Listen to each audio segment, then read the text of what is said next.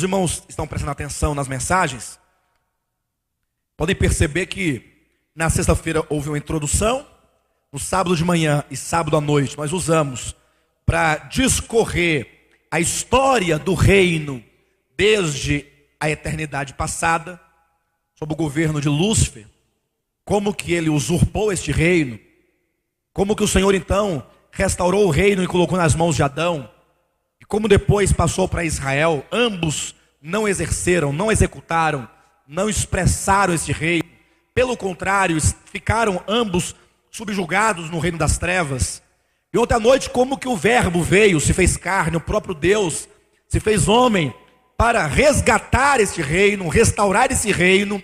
E o meio de ele ter esse reino de volta não foi mediante a força, não foi pela espada, não foi pelas bombas, mas foi mediante o processo inverso da rebelião, o processo inverso da usurpação, que foi se humilhando, se esvaziando e sofrendo até a morte, morte de cruz, indo até o Hades, as partes mais baixas da terra, para então de lá sair vitorioso com as chaves do inferno, as chaves da morte. Como ele diz, toda a autoridade me foi dada nos céus e na terra. E em ressurreição, ele ascendeu aos céus com o seu próprio sangue, o que o fez digno de abrir o livro que estava nas mãos do Pai, o livro do destino eterno da humanidade, o livro que fala a respeito do destino do sistema babilônico, o livro que fala a respeito do destino da humanidade, da igreja, ou o livro que fala a respeito do destino eterno do universo. Quem é digno de abrir o livro? Eis aqui o leão da tribo de Judá, que venceu para abrir o livro. E este é o Cordeiro de Deus, como que está recém-imolado. Ele é um cordeiro, ele é um leão cordeiro. Ele venceu, ele é o rei, aquele que é tão grande, mas que se fez tão pequeno, para poder reassumir, se apropriar do reino que pertence ao seu Pai. Então ele teve uma dolorosa obra de redenção para resgatar de volta o reino para o Pai. E a partir então desse resgate, então veja que a morte de Cristo ela é maior do que a redenção dos nossos pecados. A morte de Cristo, ela abrange o reino, o universo, abarca de eternidade a eternidade. E como resultado dessa conquista do reino, aí vem a sua libertação pessoal, vem o seu perdão de pecados pessoal. Amém? E então Cristo, com o seu próprio sangue, junto ao Pai, nos constituiu um reino de sacerdotes, reis e sacerdotes. A morte de Cristo, na verdade, ela não apenas nos concede o reino, mas ela nos constitui reino. Esta é a razão porque quando Jesus ele sai a semear a palavra do reino, ele semeia a semente no coração, dentro, porque agora o reino e nós são misturados e nos tornamos um, e portanto a igreja é o reino dos céus. Reino dos céus, no sentido de que é o reino de Deus, que até então foi entregue às mãos de Adão e do povo de Israel, agora não é entregue nas mãos da igreja tão somente, mas agora é um reino celestial, que é a vida celestial do Filho de Deus, que opera no nosso ser espiritual, no nosso espírito do homem regenerado. É um reino totalmente espiritual, que não possui vínculos materiais. Por isso que o mundo não nos reconhece como um reino. E não pode reconhecer. No momento que o mundo reconhece o povo de Deus como uma instituição política, humana, religiosa, ela deixou de estar na realidade do reino dos céus e passa a assumir uma aparência do reino dos céus. O que é descrito como o joio semeado no meio do trigo, o fermento na farinha, ou então aquela erva, hortaliça, né, da mostarda que se transformou numa grande árvore. Então o mundo não nos conhece, como o próprio Jesus falou em João 16, o mundo nos odeia porque nós somos totalmente alienados do sistema político, né, deste mundo pecaminoso.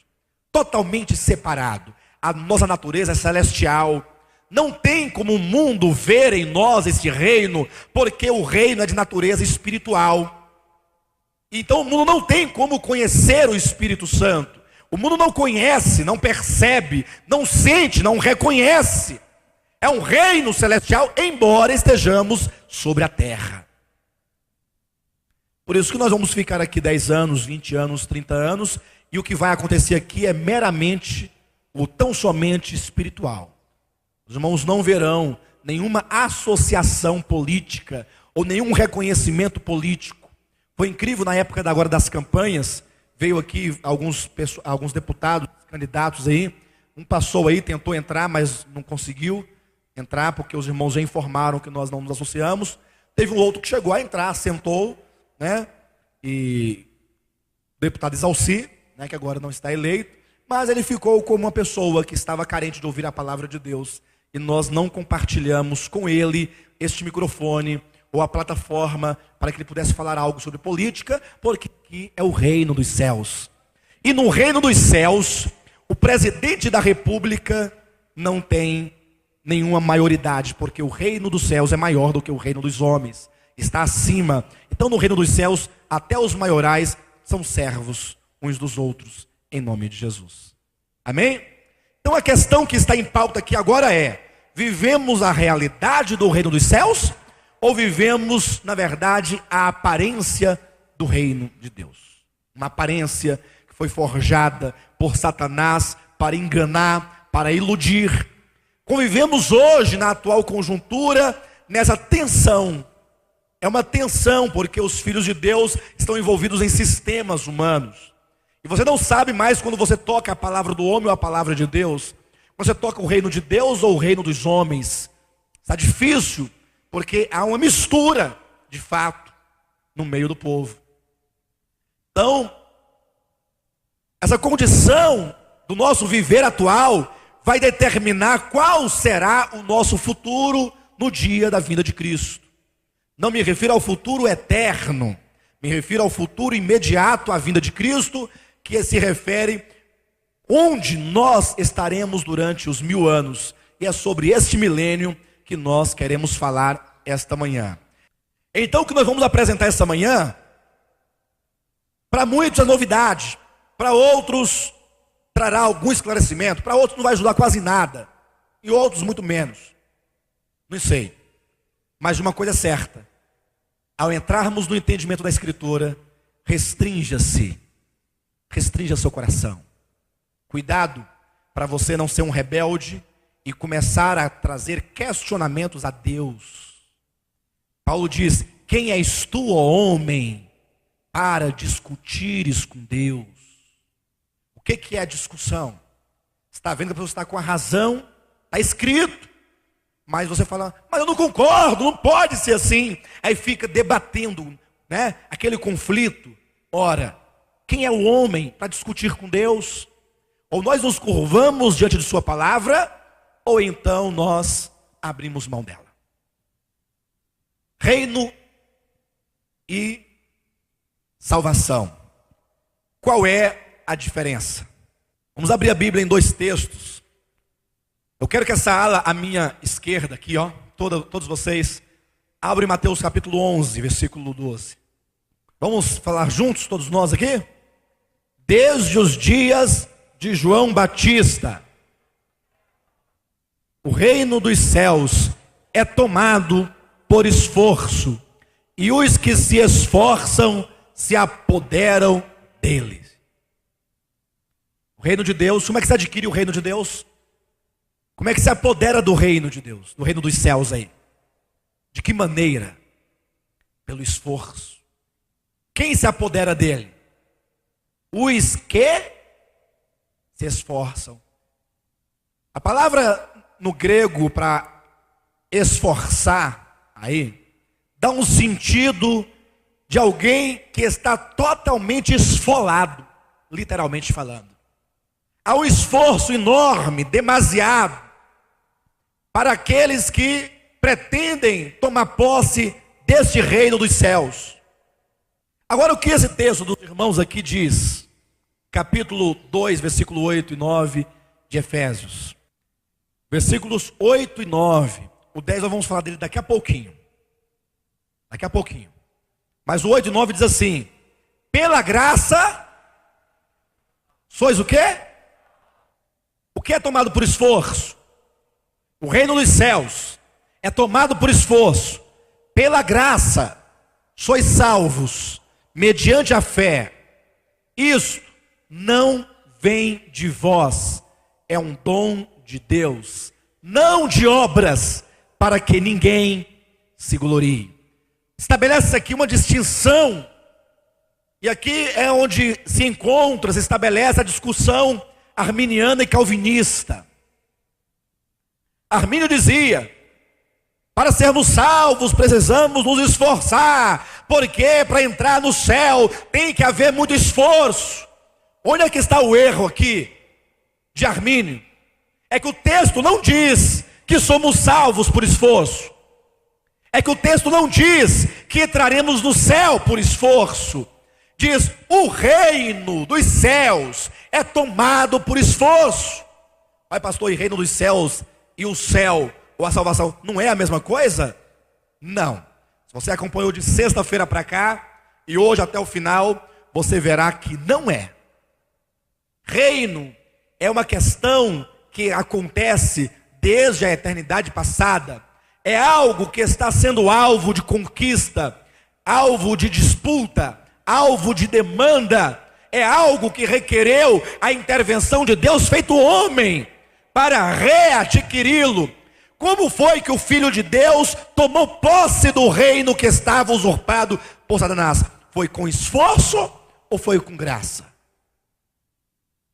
O que Cristo fez para ter de volta o reino?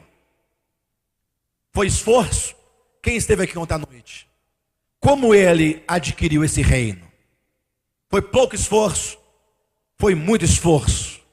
Custou o sangue, a vida, o sofrimento, a humilhação, o esvaziamento, a entrega, o sacrifício, a consagração plena. O reino foi conquistado, readquirido por Cristo com muito esforço. Agora, tratando-se de salvação, a Bíblia diz com outro tom: é por graça, é por fé, é um dom de Deus, não é por obras. Aqueles que pensam que são salvos por obras devem estar sendo confundido com os textos bíblicos que se referem à entrada no reino. Já já nós vamos mostrar que o reino está separado da salvação, com mais propriedade. É preciso de antemão nós compreendermos que a Bíblia faz essa distinção muito clara. Uma coisa que é conquistada por esforço, outra coisa que é ganha pela graça, sem obras, sem a participação humana. A salvação é um dom de Deus. Dom. O reino é uma conquista mediante esforços. Todos nós aprendemos no passado, na nossa vida anterior, que estamos hoje vivendo aqui a vida cristã, congregando, pregando, cantando, ofertando, jejuando, orando, e a qualquer momento Jesus pode voltar. Pode voltar daqui a 1 minuto.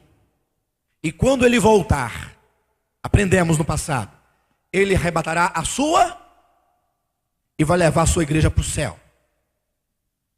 Não é verdade? E aí acontecerá por 7 anos a grande tribulação. No final dos 7 anos, ele vai destruir essa terra e vai lançar os pecadores no lago de fogo, e nós estaremos eternamente com ele nos céus. Não foi assim que nós aprendemos ou não? Como foi? Sejam honestos, não tentam me ajudar não. Aprendemos assim? Agora vejam, o que a Bíblia diz, como será o desenvolvimento dessa segunda vinda de Cristo. Eu não quero entrar nos méritos do arrebatamento não. Quero apenas tratar da questão como será a transição da vinda de Cristo para a eternidade com Ele. Capítulo 19 de Apocalipse. Podem abrir. Há a descrição do momento exato em que o Filho de Deus vem, segunda vinda. Não confundam segunda vinda com arrebatamento. Arrebatamento é a ida dos salvos ao encontro do Senhor. A vinda só pode ser a vinda, não pode ser ida. Para ser vinda de Cristo, ele tem que vir. Porque se ele não vier, não é vinda. Não é vinda. Vinda, ida. Não é diferente? É a mesma coisa. Por que segunda vinda? Por que segunda vinda? Porque tem a primeira. E a primeira vinda, ele não saiu de lá e veio para cá?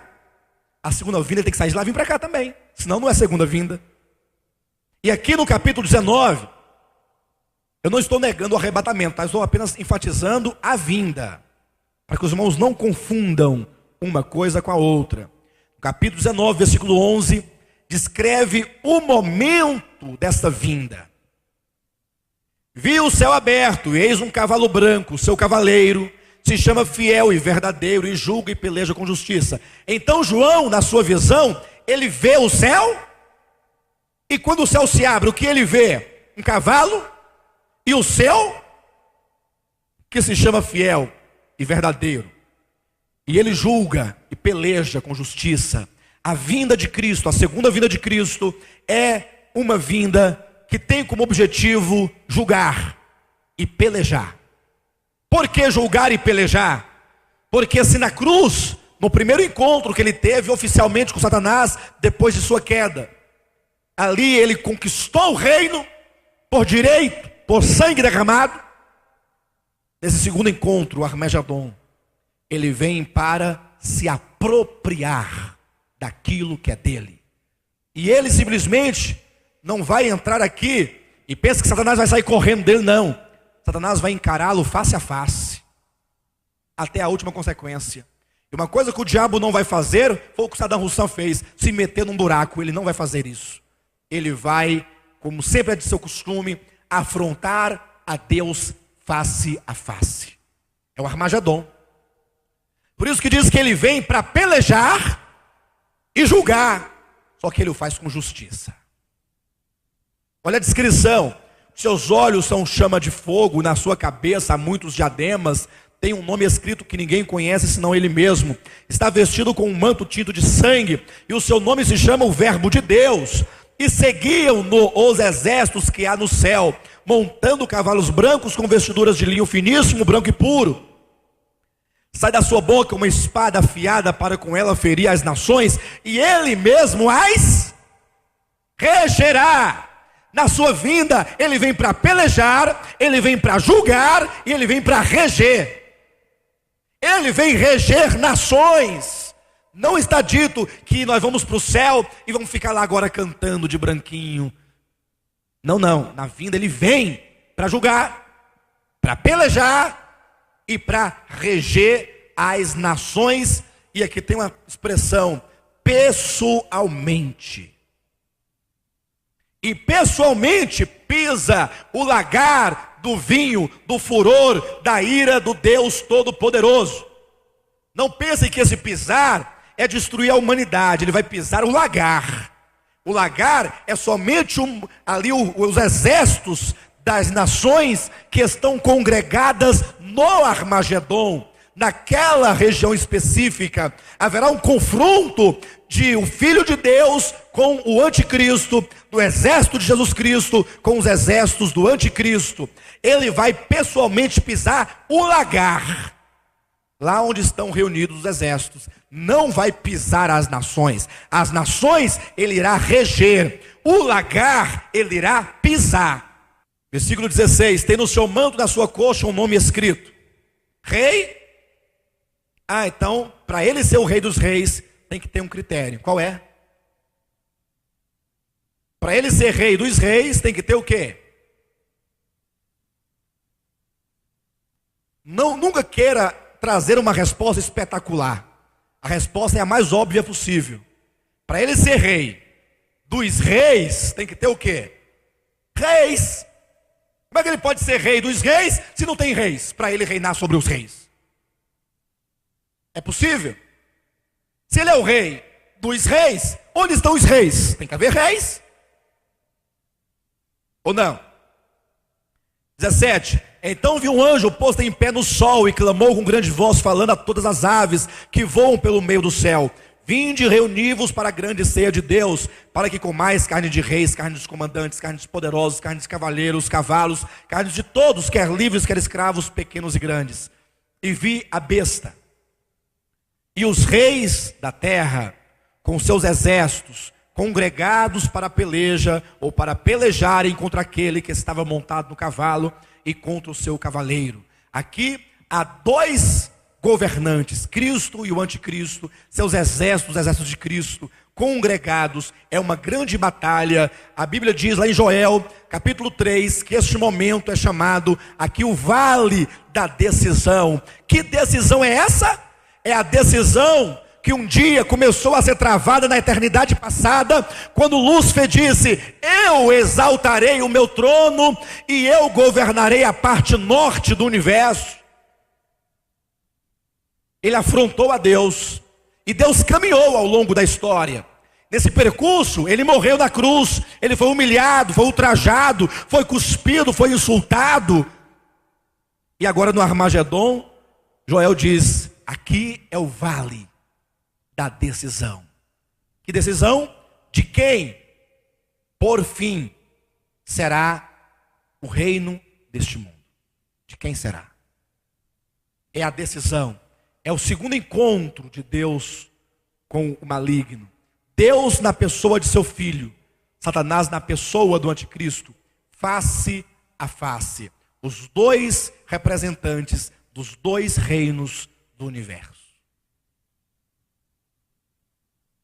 Por isso diz assim, 19: e vi a besta e os reis da terra com seus exércitos congregados para pelejarem contra aquele que estava montado no cavalo e contra seu exército. Mas a besta foi aprisionada, e com ela o falso profeta, que com os sinais feitos diante dela, seduziu aqueles que receberam a marca da besta e eram adoradores de sua imagem. Os dois foram lançados vivos dentro do lago de fogo, que arde com enxofre. Os restantes de quê? Os exércitos que estavam congregados foram mortos pela espada que saía da boca daquele que estava montado no cavalo, e todas as aves se fartaram de suas. Então, capítulo 20. Então, qual é a sequência?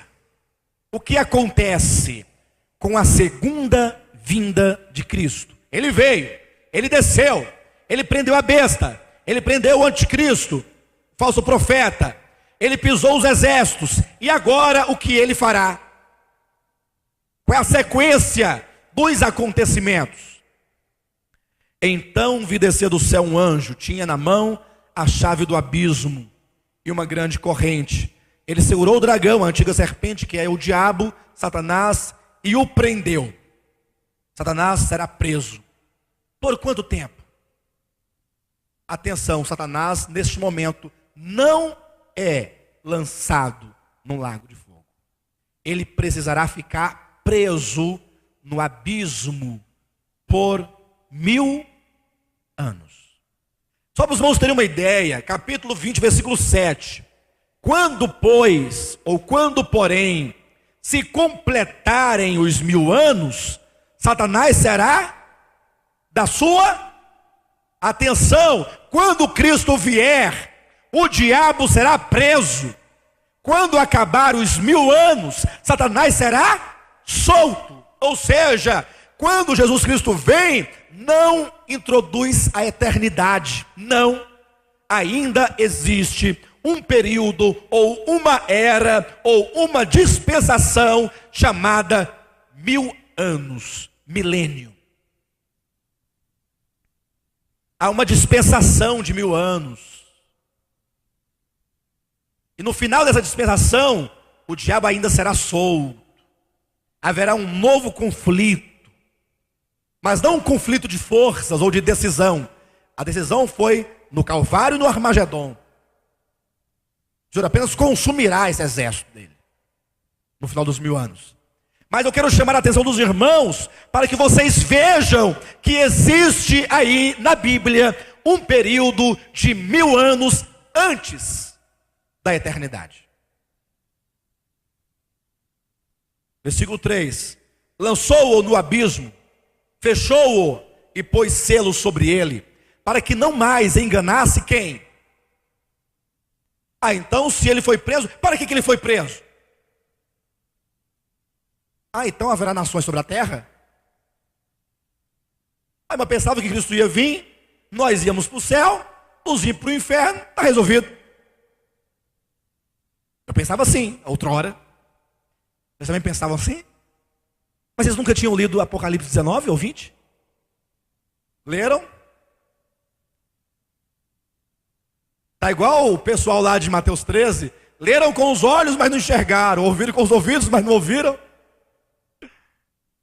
Está aqui, claramente. Ele foi preso para não mais enganar. E quando ele será solto? No final dos 1000 anos. Será solto para quê? Versículo 8. E sairá a seduzir as nações. Ou seja, se soltar ele um pouquinho só, ele engana. Ele é rápido. Ele é preso para não enganar. E assim que ele é solto, ele volta. Então o período de 1000 anos é um período em que as nações que estarão sobre a terra estarão fora do engano de Satanás. E por quê? É porque Jesus, como comprou esse reino, vai chegar lá no trono de Satanás, vai tirá-lo do trono, ele, os seus príncipes, as suas potestades, os seus poderes, os seus governadores, os seus deputados, os seus senadores espirituais, irá despojá-los plenamente, desapossá-los, desentronizá-los, arrancá-los de lá e prenderá no abismo. Fica aí, porque agora eu vou reinar sobre as nações. Eu vou mostrar o que é um reino de paz, o que é um reino de justiça, o que é um reino de equidade. A nossa esperança da mudança de governo é essa. Não é o Lula. Também não é o Alckmin. Muito menos o Rodovalho. Não é. Não é. O reino de equidade é o reino de Cristo. Não há outro. Então a Bíblia está dizendo aqui, amados, que com a segunda vinda de Cristo haverá um período de regência de Cristo sobre nações. Lançou-o no abismo, fechou-o e pôs selo sobre ele, para que não mais enganasse as nações até que se completarem os 1000 anos. Observe que a Bíblia está sempre determinando que há um período de tempo, uma era dispensacional, que será introduzida sobre a terra com a segunda vinda de Cristo. Ele será preso até que se completem os 1000 anos. Versículo, continua no versículo 3, no finalzinho. Depois disto, é necessário que ele seja solto por pouco tempo. Versículo 4, vi também tronos e nestes sentaram-se aqueles aos quais foi dada a autoridade de julgar. Uma vez uma pessoa me falou que o milênio seria no céu. Aí eu perguntei, onde é que está escrito? Ele falou assim, está aqui, Apocalipse 20, vi também tronos e nestes assentaram. Está vendo aqui? Eu falei, não. Aqui os tronos. Eu falei, sim, mas onde é que estão os tronos? No céu. Eu falei, e aqui diz que está no céu? Não. Quem te disse? Não sei. Eu falei, eu sei quem te disse. Eu sei. Vi também tronos. E nestes sentaram-se aqueles aos quais foi dada a autoridade de julgar. Vi ainda as almas dos decapitados por causa de quê?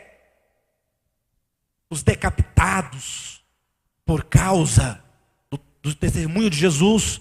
Os esfolados, aqueles que foram a última consequência desse testemunho de Jesus Cristo. E o que é dito?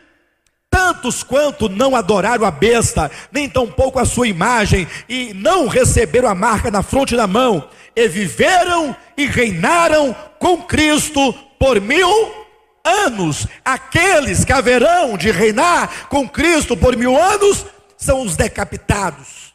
Sim, especificamente aqui aqueles que estiveram na grande tribulação, que não se curvaram, que não aceitaram. Mas este não aceitar a marca da besta inclui todos nós hoje, no tempo antes da grande tribulação, visto que o selo da besta é o número de homem. E o que é o número de homem? É o antropocentrismo tão presente nos nossos dias.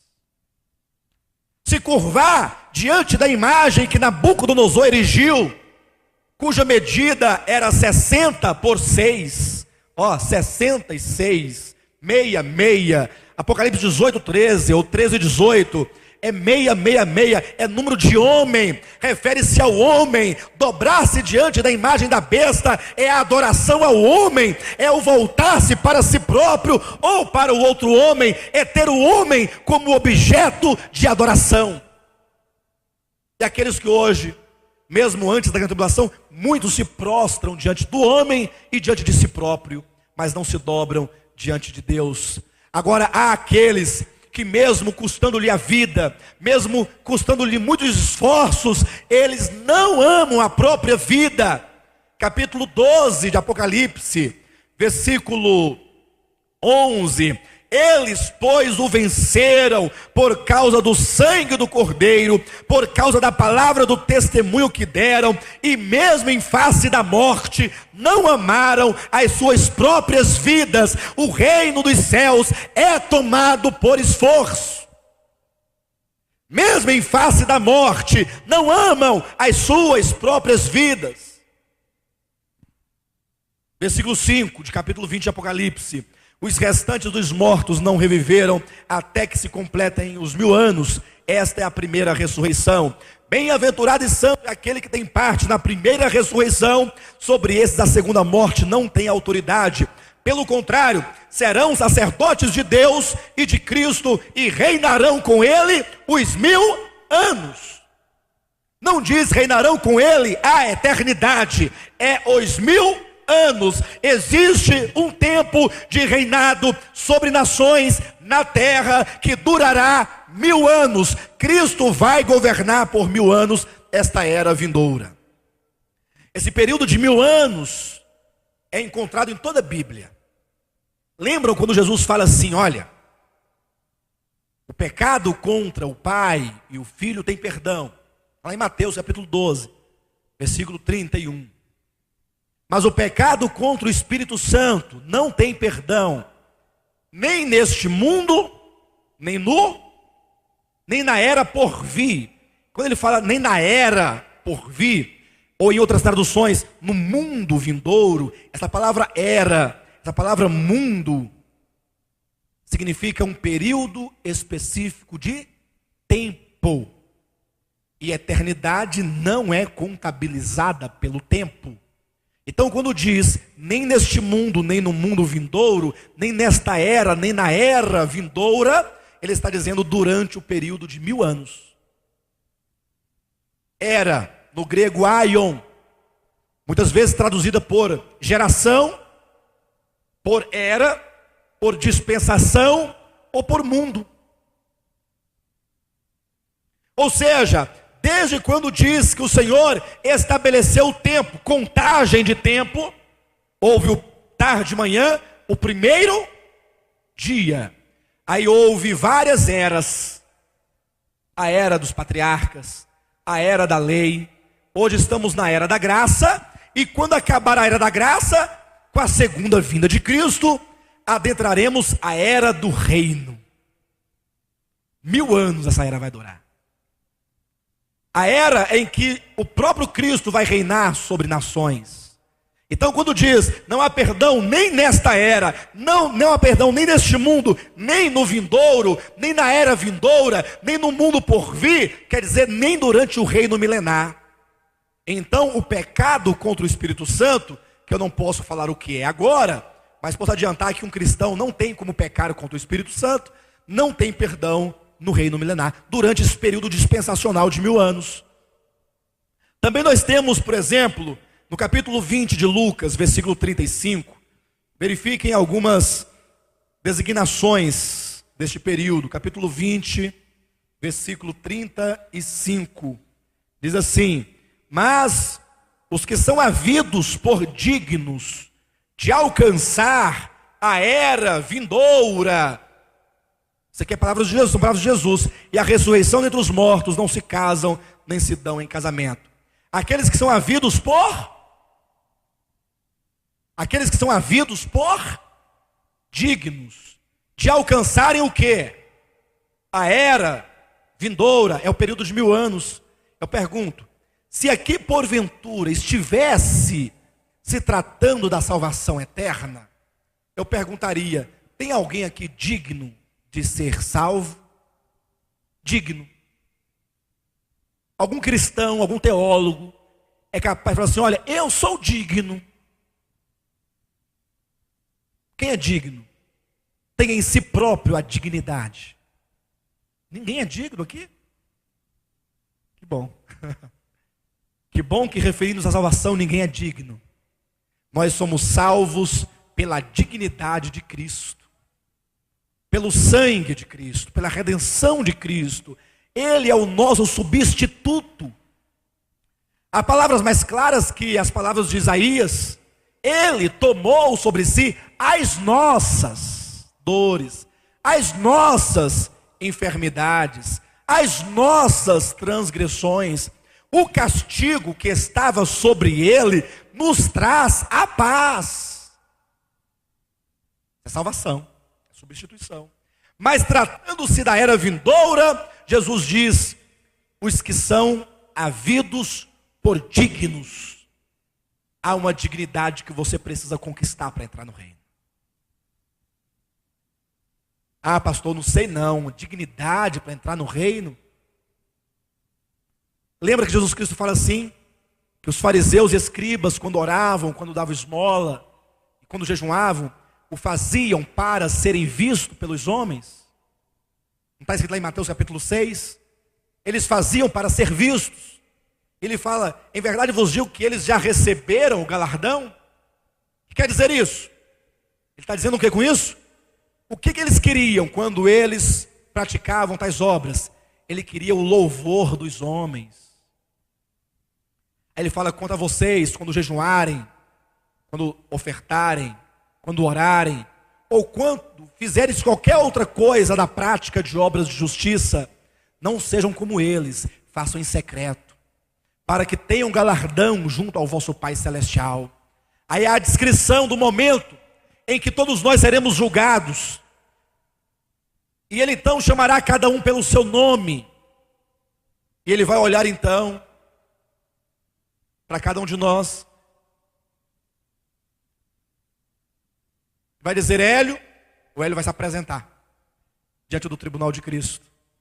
Será que há alguma dignidade quando ele disser servo bom e fiel? Servo bom. Outrora na terra ele dissera, não há ninguém bom, senão o Pai. Mas agora, na entrada do reino, ele diz, olha Hélio, você fez uso da vida divina dentro de você. Você fez uso desse reino dentro de você. Você desenvolveu a salvação. Você deu ouvidos à palavra. Você, assim como Cristo tomou a cruz, negou a si mesmo. Você não amou a sua própria vida. Você não amou este mundo. Você não amou os prazeres. Mas você abriu mão de tudo aquilo que o mundo oferecia e se entregou voluntariamente a mim. Servo fiel. Foste fiel no pouco, sobre o muito te colocarei. Entra para o gozo do teu Senhor. Não é havido de digno? Ele não é digno? Quem disse que ele era digno foi o próprio Senhor. Servo bom, fiel, vem. Você é digno de entrar no meu reino. Está aqui, era vindoura. Em Filipenses capítulo 1, versículo 6, há uma outra terminologia. Disse aqui o apóstolo Paulo: estou plenamente certo de que aquele que começou a boa obra em vós há de completá-la até o dia de Cristo Jesus. Até quando que essa obra será completada? Até o dia de Cristo Jesus. Muitas pessoas não compreendem bem o que significa o dia de Cristo Jesus. A Bíblia fala sobre vários dias em específico. Fala sobre o dia de Deus, o dia da vingança. Fala sobre o dia da oportunidade. Hoje, toda essa era, essa dispensação da graça, é o dia da oportunidade. Então, quando fala dia, não necessariamente seja um dia de 24 horas. Nós não estamos no dia da oportunidade? Né? E quanto tempo dura esse dia? É uma dispensação, é uma era. A era da graça, a dispensação da graça, é o dia da oportunidade. Ou como é chamado, é o ano aceitável do Senhor. Não é um ano de 365 dias, é uma era. São termos que especificam que dentro daquele período Deus age de um certo modo para com o seu povo. Então o dia de Cristo Jesus não é o dia da vinda, do juízo. Porque o dia do juízo, quando Jesus vem para exercer juízo, ele não exerce juízo por si mesmo, ele exerce o juízo do Pai, e por isso é o dia de Deus. Na segunda vinda, quando ele exerce juízo sobre toda a carne, conforme diz o livro do profeta Sofonias, o dia de Deus é o dia da vingança, do juízo. Mas qual é o dia de Jesus Cristo? Ou a era de Jesus Cristo? É a era, é a dispensação em que ele vai reinar. Precisamos perguntar assim: ora, o que é o reino milenar? Por que Deus introduziu 1000 anos entre a segunda vinda de Cristo e a eternidade? Ora, se Jesus já veio, se já pegou o diabo, já o prendeu, se já lançou o falso profeta e a besta no abismo, se já pisou os exércitos dos reis da terra, por que não colocar um ponto final na história? Por que estender mais 1000 anos? O diabo é solto de novo, sairá a seduzir as nações. Para que isso? Porque existe esse espaço de tempo entre a vinda de Cristo e a eternidade. Para que serve isso? Vamos acompanhar bem a história. O reino, quando foi usurpado, o Filho de Deus se fez carne. Ele veio. Ele diz: Pai, aqui estou. No livro do rolo está escrito a meu respeito, para fazer a tua. Qual é a vontade do Pai? Aqui estou, para fazer a tua vontade. Qual é a vontade do Pai? Pai nosso, quando orardes, orareis assim: Pai nosso, que estais, Pai, vontade do Pai, santificado seja o teu, venha o teu, faça-se a tua. Qual é a vontade do Pai? Que o reino venha, que a autoridade se estabeleça. Pai, aqui estou, Hebreus 10, 5, 6, para fazer a tua vontade. Me farei homem, me farei servo, e vou trazer o reino de volta a ti. Vou entrar dentro do império das trevas. Irei no mais profundo do abismo, onde estão guardadas as chaves da morte e do inferno. Trarei este reino a ti. Por isso que ele tinha um rosto sereno quando morria na cruz, porque ele sabia o que ele estava fazendo. Não era um coitadinho, não. também não era um mártir. É um redentor. É um redentor. Desceu, pegou as chaves e saiu triunfante, subindo, galgando em direção ao Pai, levando de volta. Aqui estou para fazer a tua vontade. No Getsemane, na hora de entrar na morte, ele diz: não faça a minha vontade, mas a tua vontade seja estabelecida. Depois de sofrer tanto por isso, por este reino, quando então ele subiu aos céus, assentou-se à direita do Pai e falou: Pai, já venci na cruz, falta agora aplicar a vitória. Como um juiz que determinou a sentença, está sentenciado, falta agora aplicar a sentença. Na aplicação da sentença pelo reino, quando foi, assentou-se à direita do Pai: Pai, agora eu vou trazer os inimigos teus, todos eles, um por um, eu vou subjugar. Jesus hoje está sentado à direita de Deus o Pai, colocando esses inimigos por estrado dos seus pés. Ele está trazendo esses inimigos, só que o primeiro inimigo a ser vencido não é o diabo, não é. O primeiro inimigo a ser vencido é o coração dos seus próprios filhos, que são, não raras vezes, inimigos da vontade do Pai. Ele quer subjugar a nossa natureza perversa, subjugar o nosso coração perverso. Ele quer tratar conosco. Por isso ele diz: quem quiser vir após mim, negue, tome a sua cruz. É o caminho do reino. E assim ele vai trazendo os inimigos, trazendo, quando ele constituiu o filho varão, que são os cristãos vencedores, aqueles que, de quem é dito, venceram ao diabo, pelo sangue do Cordeiro, pelo testemunho que deram, e por não amarem as suas próprias vidas. Então ele virá dos céus, e começará a pegar os inimigos, os inimigos externos. Pega o anticristo, falso profeta, inimigos de Deus, no lago de fogo.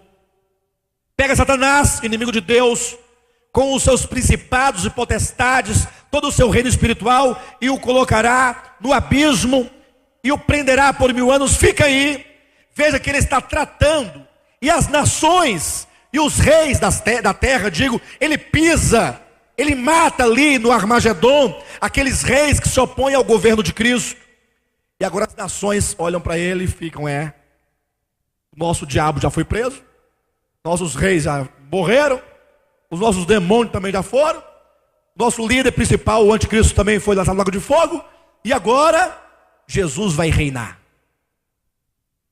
Só que antes disso, quando estiver tudo subjugado, antes do milênio, ele vai chegar ao Pai: Pai, a minha obra de te devolver o reino está cumprida.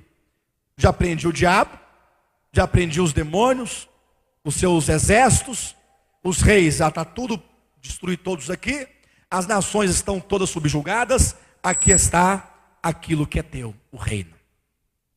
Na sua vinda, ele entrega o reino ao Pai. É teu. Missão foi cumprida. Aí o Pai vai olhar para o filho. Salmo capítulo 2.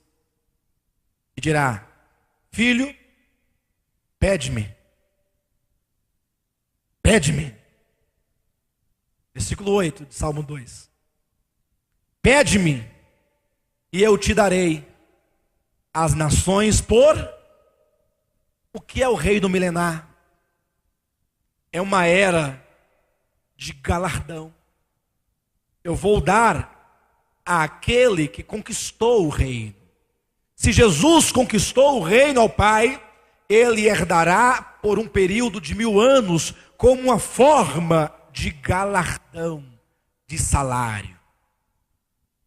Isaías capítulo 53, versículo 11, falando de Jesus, diz: ele verá o fruto do seu penoso trabalho.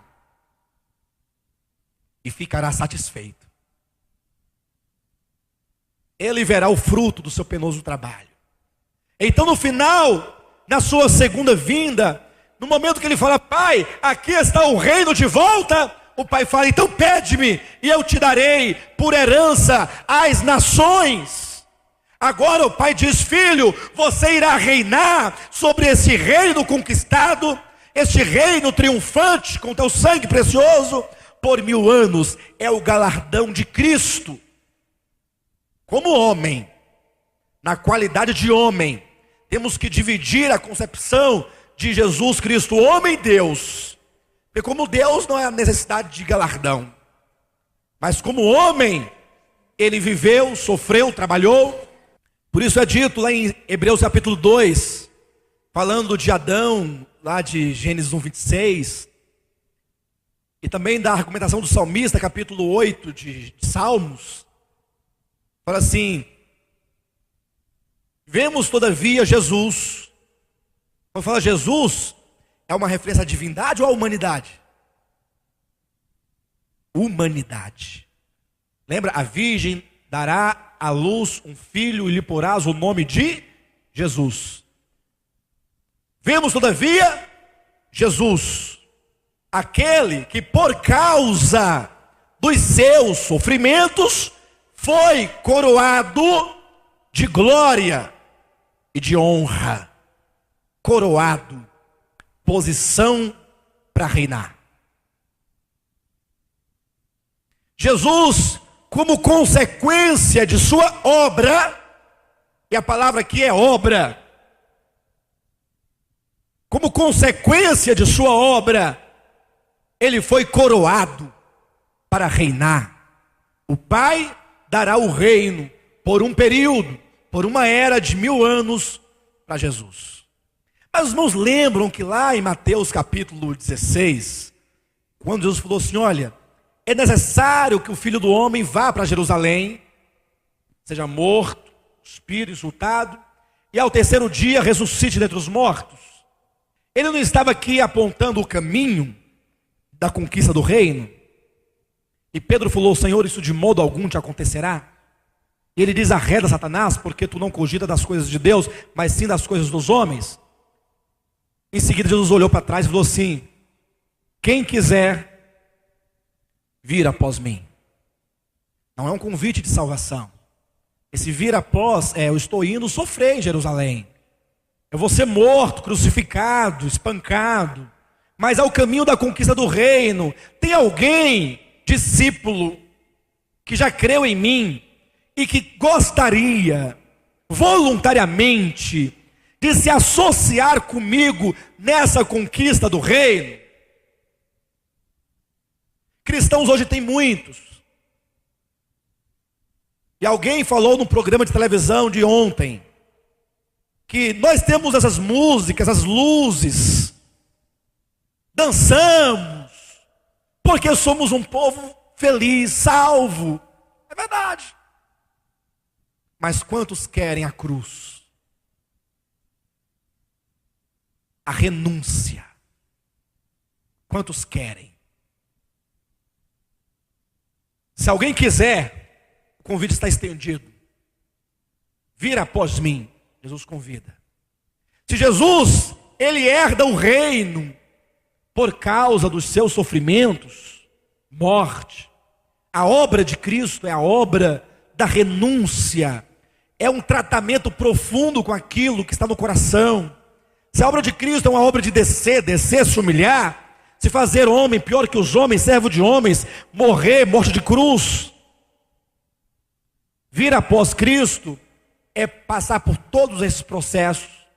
Então, se Cristo herda o reino por essas obras, por esse sofrimento, então é justo e correto que ele então divida, venha compartilhar este reino com todos aqueles que juntamente com ele passaram pelo mesmo processo, pelo mesmo procedimento.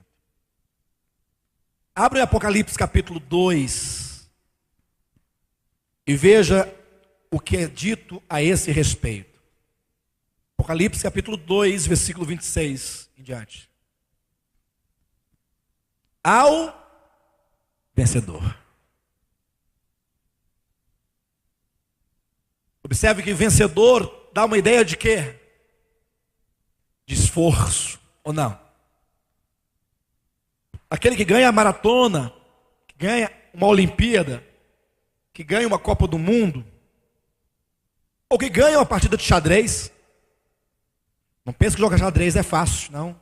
Requer um esforço muito grande mental. Requer treino, noites e noites, dias e dias, semanas e semanas ali envolvido, não é? Quem não tem esforço não vence. A vitória é o resultado de muito esforço. Ao vencedor, quer dizer, aqueles que se envolveram numa batalha, se esforçaram muito e chegaram lá. Ao vencedor, que guardar até o fim as minhas, olha o termo aí. Jesus fala: eu tenho obras, vocês precisam guardar as minhas obras, terem consigo as minhas obras, para praticarem as minhas obras. Aqueles que guardam até o fim as obras de Cristo, o que ele diz? Eu lhe darei autoridade sobre nações. O pai diz ao filho: pede-me, eu te darei nações por herança. E o filho diz: e aquele que vencer comigo, eu compartilho o governo dessas nações. É o reino compartilhado com os vencedores. Ele diz, 27, e com um cetro de ferro as regerá, e as reduzirá a pedaços, como se fossem objetos de barro. Assim como também eu recebi de meu pai, dar-lhe-ei ainda a estrela da manhã. Eu recebi do meu pai essa atribuição, estrela da manhã, aquela posição, aquele ofício que outrora estava na mão de Lúcifer, foi tirado dele, porque ele se rebelou, e agora foi dado ao filho, e o filho diz: eu compartilho com vocês a estrela da manhã, ou a posição de reinar sobre a terra.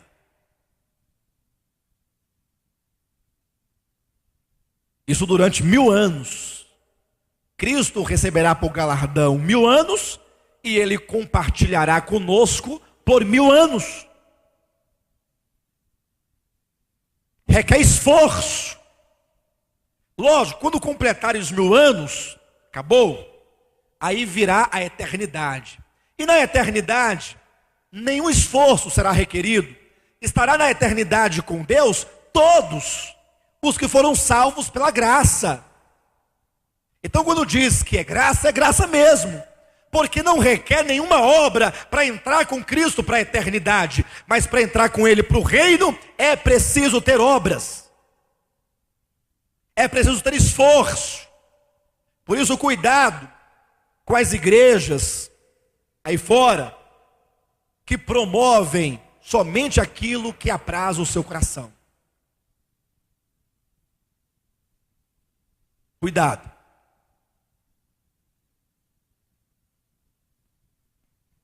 Ele vai compartilhar isso, para que fique bem claro para os irmãos a questão da separação de reino e de salvação. A salvação diz respeito à eternidade, o reino diz respeito a 1000 anos antes da eternidade. A Bíblia nos fala que a condição do homem em pecado é uma condição de nudez. Gênesis 3, versículo 7, diz que quando o homem caiu em pecado, ele viu que estava nu. A nudez se apresenta ali como uma forma de mostrar a sua falta de justiça, destituído de qualquer ato bom, de bondade, justo. Aí Deus entra no jardim, na viração do dia, e o homem que tinha feito ali umas vestes de folhas de figueira, e a folha já estava murcha à altura dessa situação. O que a Bíblia diz no capítulo 3, versículo 21? Deus fez para o homem vestes de pele de animal. Para Deus tirar a pele do animal, para fazer uma veste para cobrir o homem, ele teve que imolar o animal. O animal foi ali imolado na presença de Adão, na presença de Eva, aquele casal viu, quando sangrou ali aquele cordeiro, e o sangue começou a esvair-se, e o cordeiro tremendo, experimentando a morte, aquilo causou um conflito no coração do homem, ao pensar, ora, mas se o salário do pecado é a morte, e quem comeu do fruto fui eu, e eu sou o responsável, e eu sou o culpado, e agora quem morre é um cordeiro inocente no meu lugar? E Deus tem que explicar que aquilo ali é uma figura do Cristo que haveria de vir no futuro, morrer no lugar do pecador, assumir a culpa, a transgressão.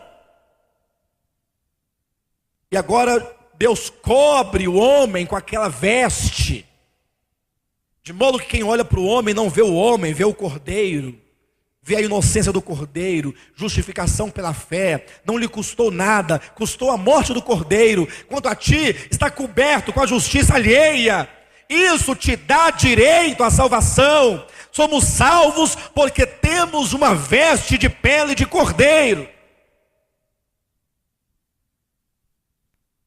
Todos aqui têm uma veste de pele de cordeiro. Só que há uma outra veste que nos é exigida. Em Mateus capítulo 22, nos relata a parábola das bodas.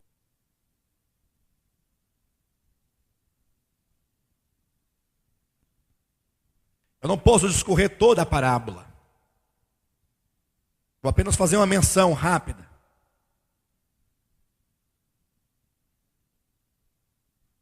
E o que são as bodas? Aqui é uma parábola. Eu preciso entender o que são essas bodas. As bodas do cordeiro. Aqui diz a respeito de um rei que celebrou as bodas do seu filho. É um casamento. Haverá uma festa de casamento. O rei que vai casar o seu filho. É a parábola. Mas qual é o referente em realidade dessas bodas a que Jesus faz referência?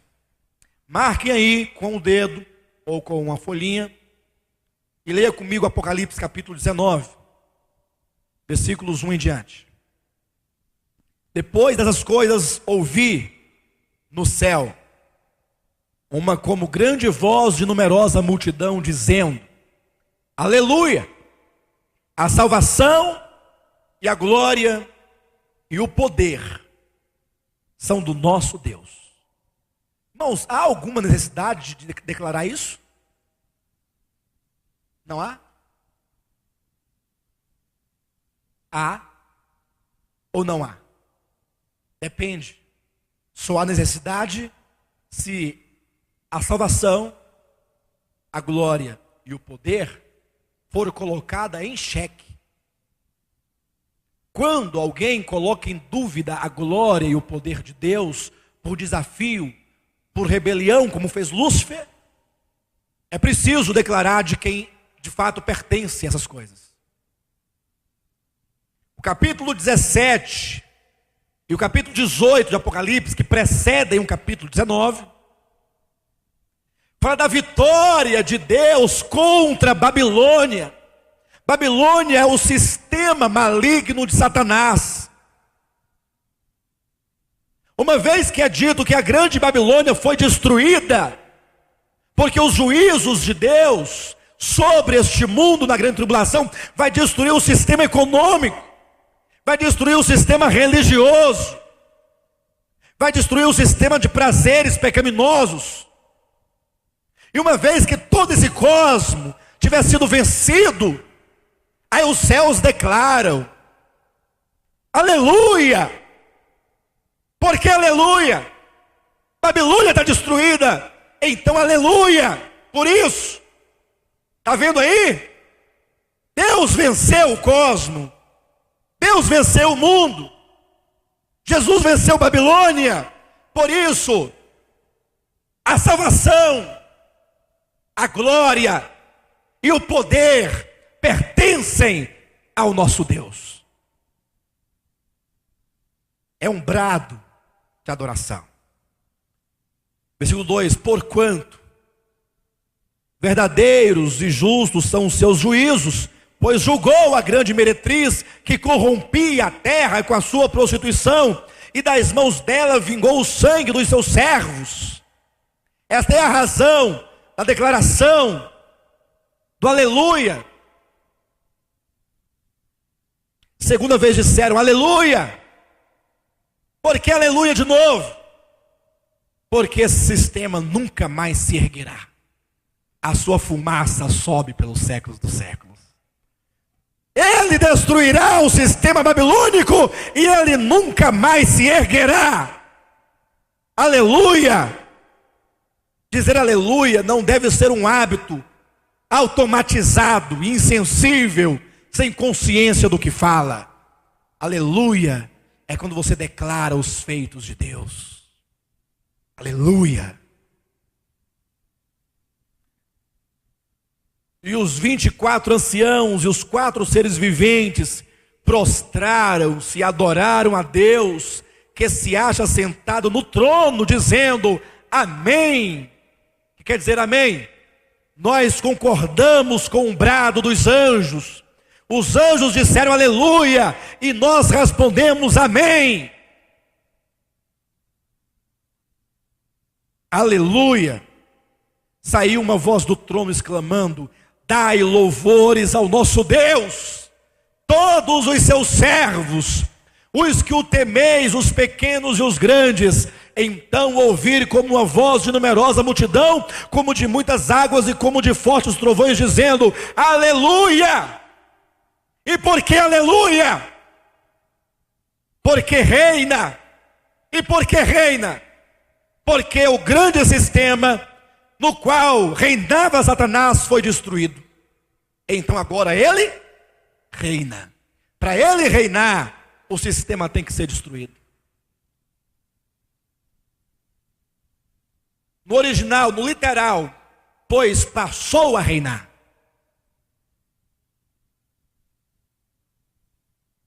Versículo 6. Então ouviu uma voz de numerosa multidão, como de muitas águas e como de fortes trovões, dizendo aleluia, pois reina o Senhor nosso Deus, o Todo-Poderoso. Alegremo-nos, exultemos e demos-lhe a glória, porque são chegadas as bodas do...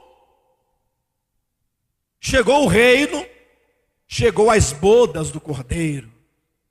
As bodas do Cordeiro é o reino milenar. É o desfrute de Cristo no seu reino com os seus vencedores. Esta é as bodas do Cordeiro, é o reino. Versículo 7. Alegremos-nos, exultemos e demos-lhes a glória, porque são chegadas as bodas do Cordeiro, cuja esposa a si mesma já se ataviou, pois lhe foi dado vestir-se de linho finíssimo, resplandecente e puro. Chegou a hora do reino, chegou a hora das bodas, e a esposa precisa de uma veste que não é a veste de cordeiro, é uma veste de linho finíssimo, branco e puro. Aqueles que estarão nas bodas, no reino com Cristo, precisam de estar vestido com uma veste de linho finíssimo.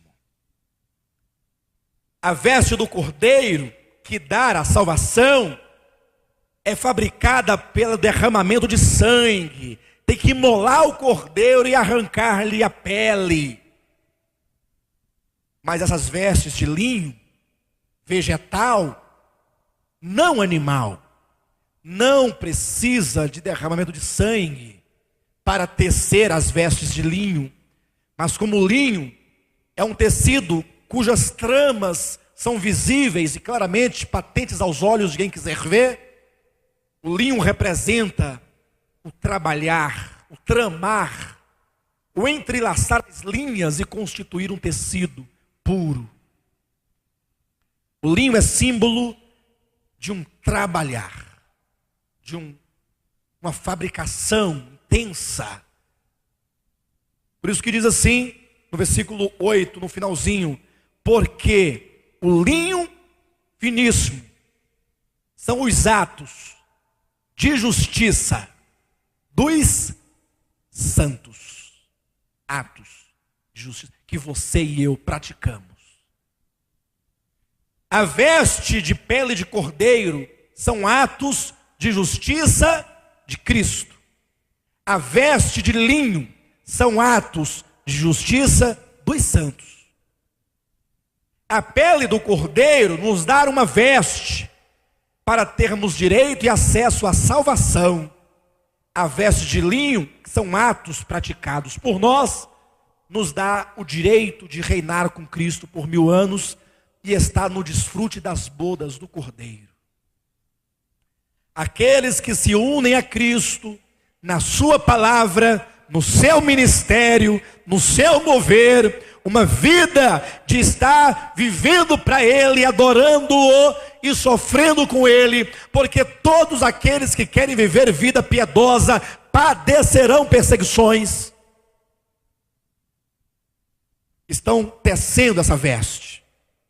Por isso que diz em Mateus 22, das bodas do filho do rei. É uma referência a Apocalipse 19. E diz que depois que entraram na sala, havia um homem misturado. Quando o rei entrou, olhou, chamou o homem e disse: como entrastes aqui sem as vestes nupciais?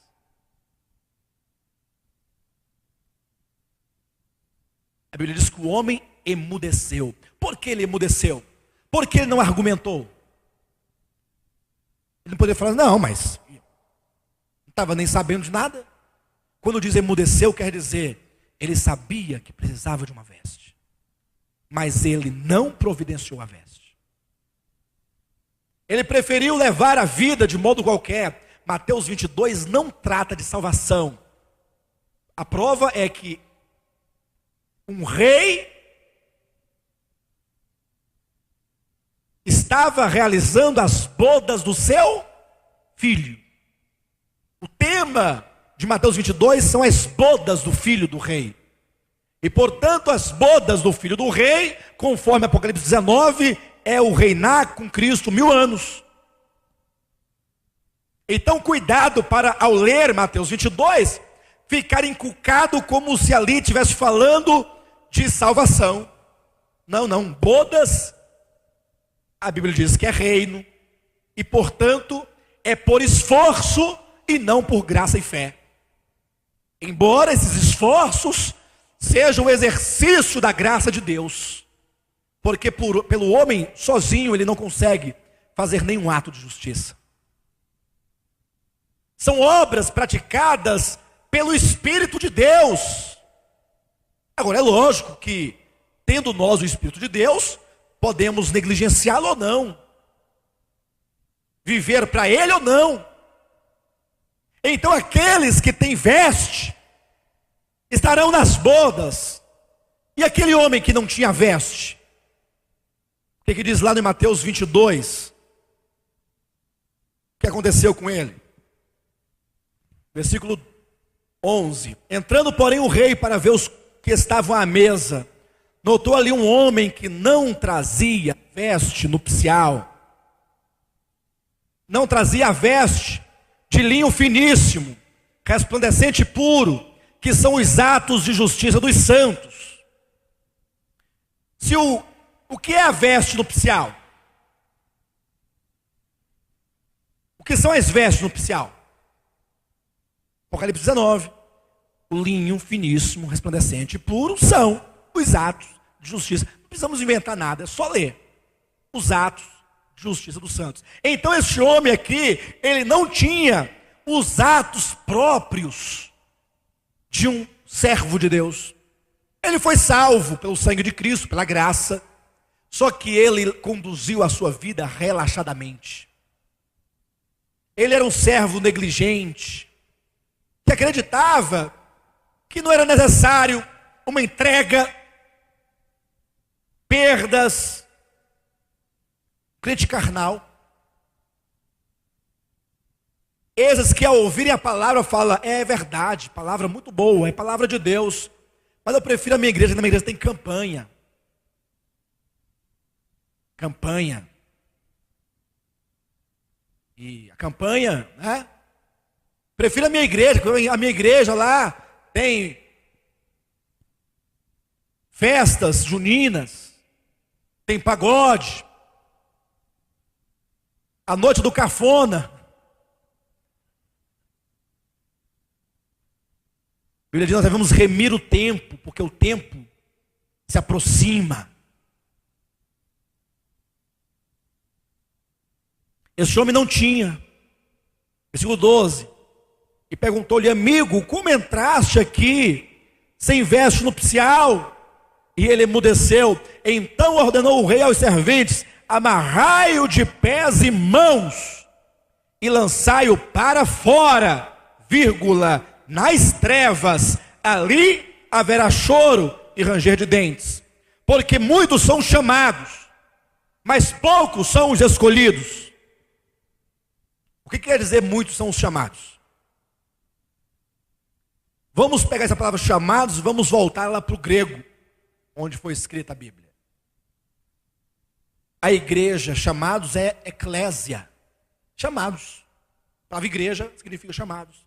A igreja, e quando Jesus fala de igreja, ele está falando da igreja verdadeira. Ele não fala da igreja organização, porque isso não é igreja.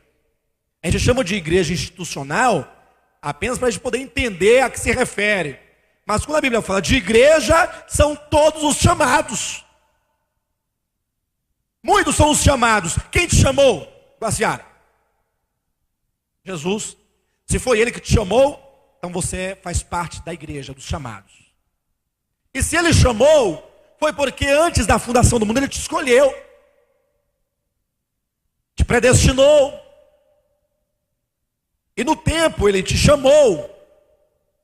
E diz que as minhas ovelhas ouvem a minha voz, por isso você atendeu ao chamamento dele. Aí foi justificada. Só que os chamados são muitos. A igreja de Jesus é enorme. A igreja de Jesus está aí em todos os lugares. Tem igreja de Jesus na IURD? Tem.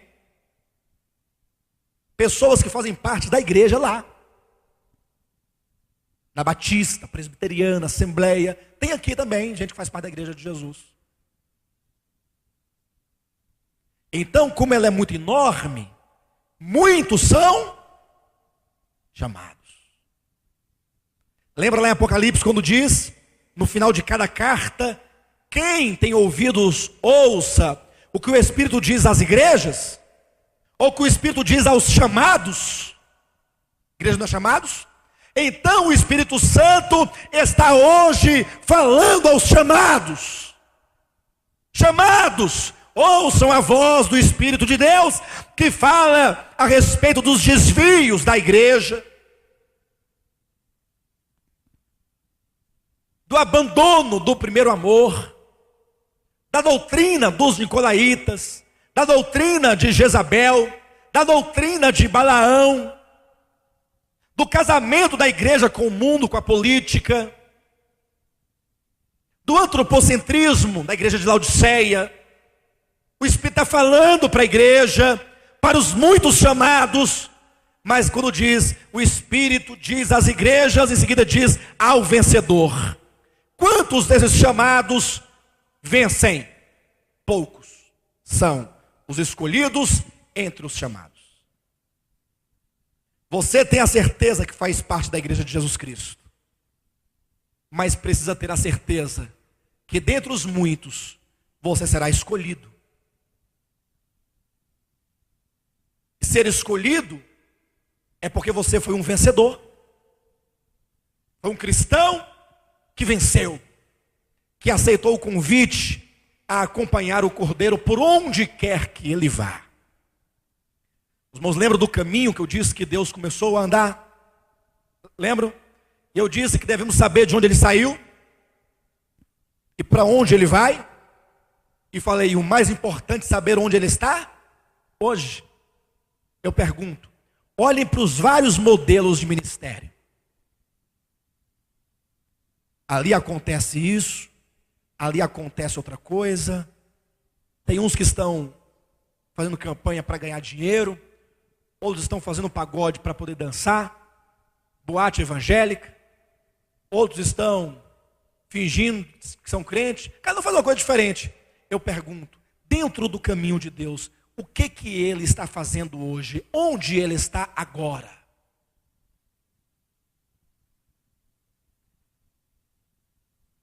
Ele está caminhando. Onde ele está agora? Não um lugar geográfico, mas o que ele realiza agora?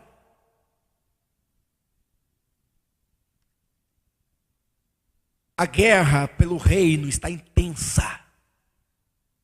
Você, o seu coração, é objeto da disputa do reino entre a carne e o espírito, entre Deus e Satanás.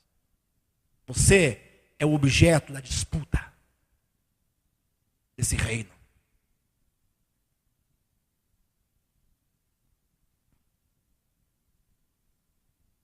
Este homem, que embora chamado, não foi escolhido, chamado para a vida eterna, salvação, mas não escolhido para reinar. Entendam isso. Chamados para a salvação, porém, não foi escolhido para reinar. Porque para ser chamado para a salvação, depende de quê? Coloque seus conceitos fora agora. Quem é chamado? A quem Deus chama? Não responda todos, porque você vai ter que mostrar na Bíblia para isso. Eu pergunto o que a Bíblia diz. A quem o Senhor chama? Romanos 8, 28 e 29. 28 diz: porque todas as coisas cooperam para o bem daqueles que amam a Deus. Sim, daqueles que são chamados segundo o seu propósito. Servir a Deus não é se oferecer, é ser chamado. Ou ele te chama ou ele não te chama. Mas o versículo 29 diz quem é, ou quais são aqueles que ele chama. 29, porquanto aos que de antemão conheceu, também os predestinou para serem conforme a imagem de seu filho, a fim de que ele seja o primogênito entre muitos irmãos. Versículo 30, e aos que predestinou, a estes também chamou. Se tiver um gilete aí, você pode pegar e cortar bem no pezinho da Bíblia, você arranca essa página. A pessoa desapercebida nem vai perceber que você arrancou uma parte por não aceitar. Né? A quem ele chama?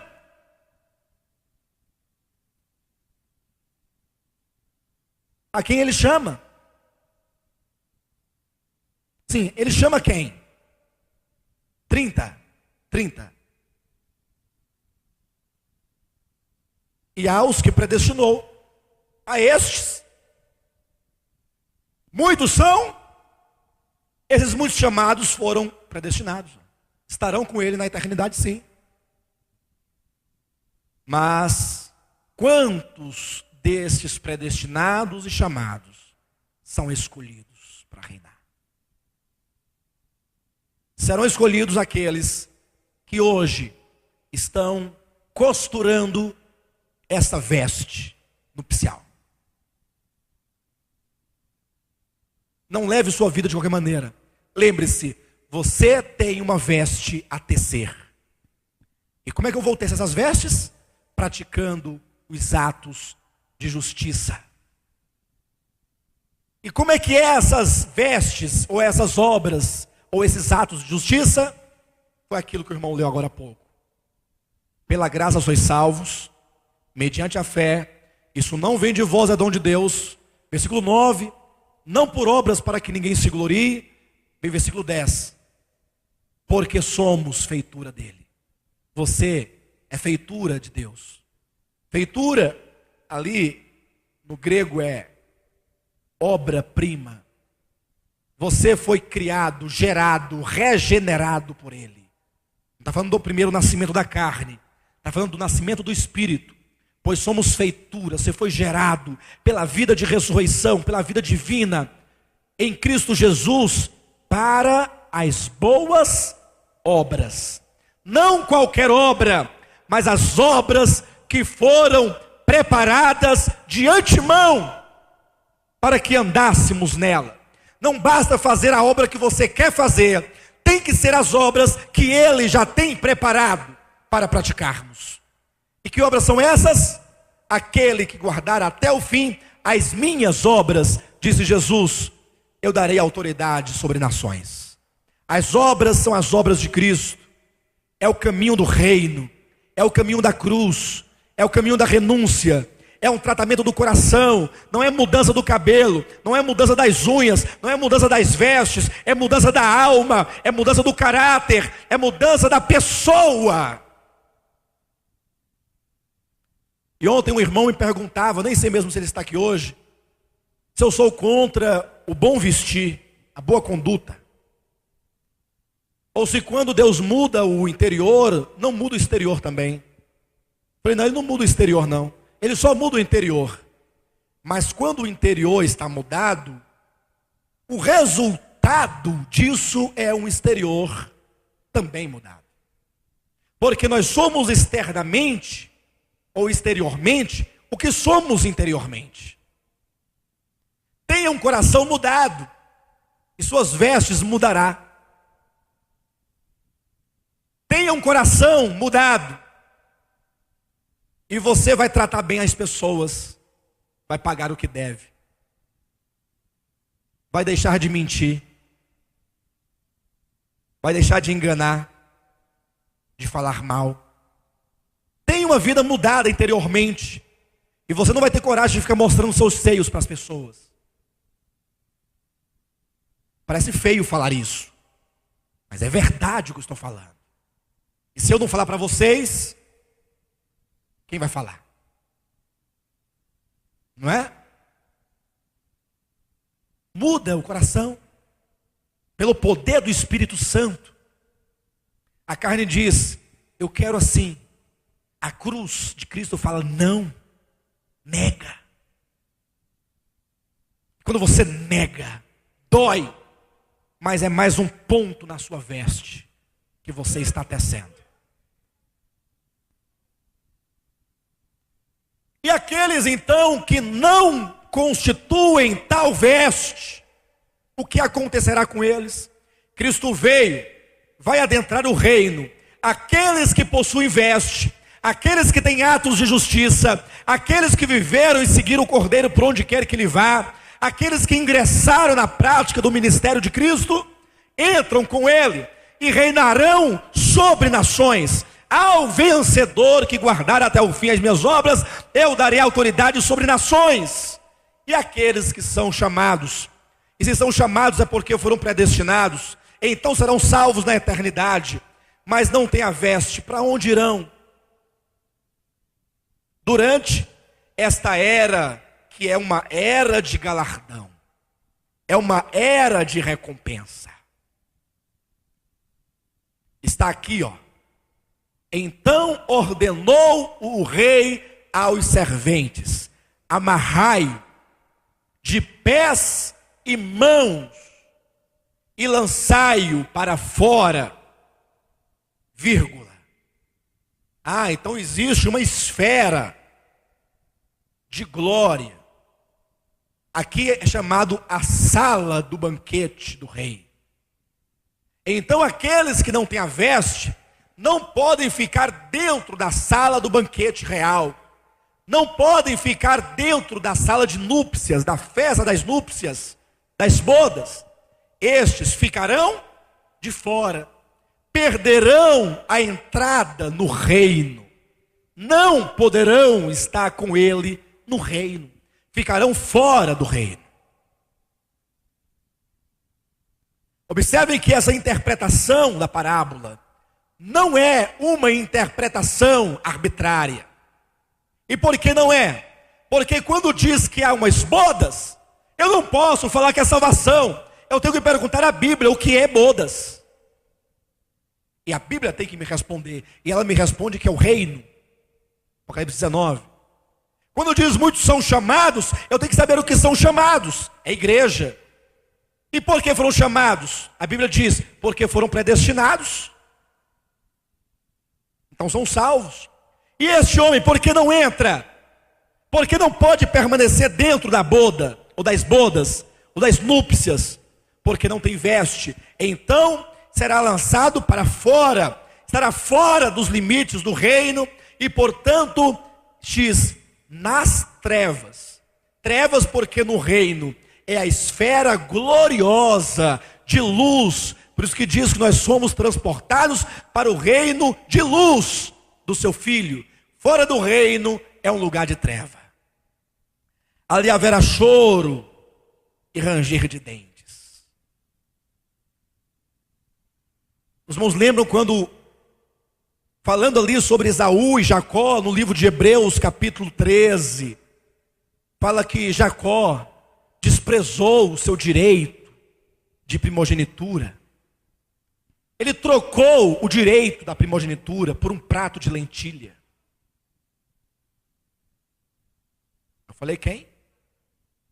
Falei que Jacó perdeu? Vendeu? Não, Jacó não vendeu não. Quem vendeu foi Esaú. Vocês estão enganados. Tudo bem? Esaú trocou o direito. A primogenitura representa o reinar com Cristo. Em que consistia a primogenitura nos tempos do Antigo Testamento?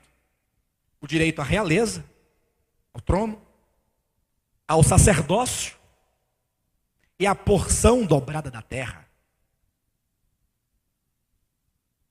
Nisso consistia o direito de ser primogênito.